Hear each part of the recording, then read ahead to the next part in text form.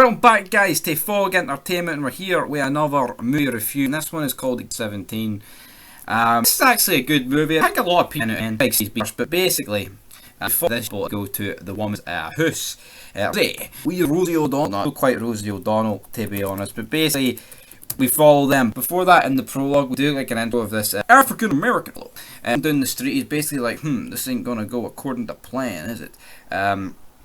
On to leave his name was in the movie, but basically he gets attacked by this guy using like MMA moves. It turns out to be Jeremy, the sister of Rose. You can kind of see where this is going, but yeah. So they get there. There's a funny his friend, Little Ray Rod Williams. That's his character in the movie. A couple of funny interactions. He's basically warning them about going to this White House, and then. The White House, not Obama's, and then like Rose, like they hit like a deer on the way, she's freaking out, and then basically like the cop asks for like both their like IDs, and she starts like near greeting that it's fucking racism. It's like, oh my god, it's so cringy. Like I know you could say it's her trying to like be in character, you know, and like make it look like she's totally in love with him, backing him to the hills because this officer, God forbid, asked for his ID, right? Fair enough, you can try and spin it that way if you want, to be honest, but yeah. Didn't really, this was a bit borderline cringy. It's like, this is just 2017, man, things are getting worse for us. But yeah, we then get to the place, we see the gardener, and then we see like the maid, and these two, they're just acting very weird, and then like the dad, played by Bradley Whitford, basically says, black people work for me, I bet it doesn't look good here, looks like we're back in the cotton fields. Something along those lines. He's like, if I could vote for Obama for a third term, I would, which Rose basically said that her dad would say that.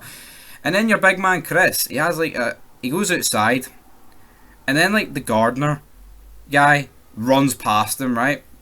And then like the maid's just acting weird, but knows well as weird as the guy running, right? That scene where he's running was fucking creepy as fuck, right? Now, spoiler alert, turns out that him and the maid are actually the grandparents of Rose, and they basically come up with this whole thing where they're just going to hijack people's bodies to the highest bidder and give them their bodies because they're getting old, right? Which is all good, but it's never really explained, right? It's like, surely if they're like Chris here, right? They're putting him up for a bid, so why would they try and arouse suspicion here? Like, it's different when they're like talking to him about certain things. That's not really suspicious. But when this guy is completely and utterly fucking bolting at you about 500 miles an hour, is that not arousing suspicion?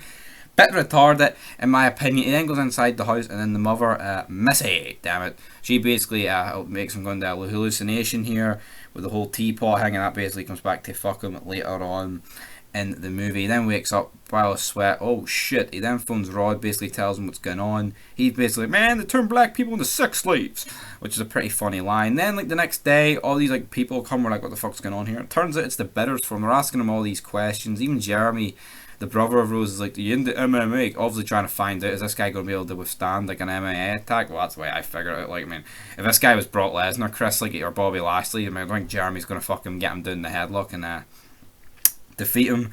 But yeah, basically we see that they're all like trying to like talk him up, and he's kind of figuring it. Then we meet Andre, the guy from the beginning. So they took his body, but it's weird. Like, why would Chris be lured to the house, but then Andre just got kidnapped in the middle of the street? Like, why is there such a difference? And then yeah, basically shit hits the fan. Chris wants to leave because he thinks stuff is going on that's very weird. And you know what, Chris, you're onto something. He wants to leave because he can kind of see what's going on here.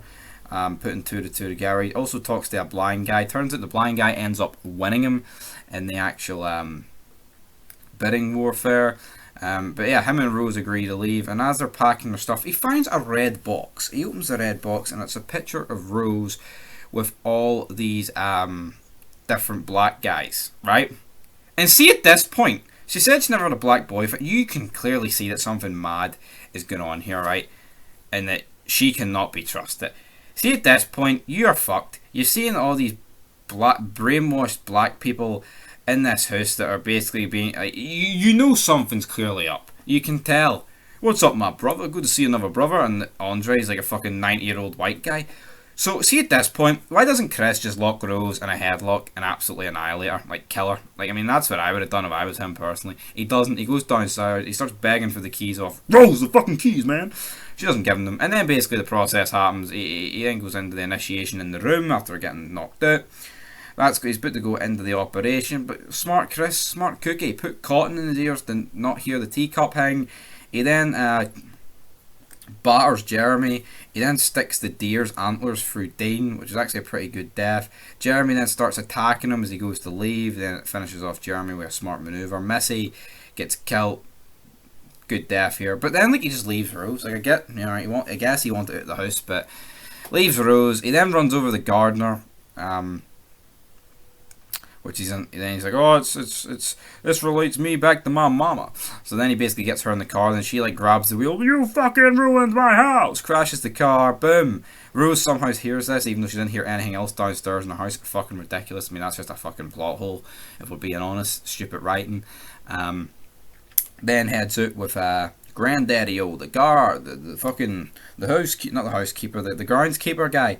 He has a rifle, looks like he's going to kill Chris, but then Chris whips out his phone flash, because these people are of course prone to flash.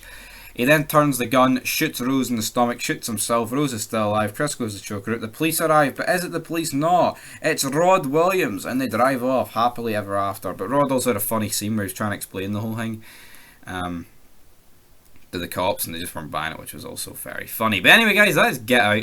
It's a good movie, but you kind of saw the twist coming. Like, I know people say, oh, it was in the trailer, blah blah, but like, I mean, just look how weird the people, like the Granda and Granny were acting when they arrived. You could clearly tell something was up, man.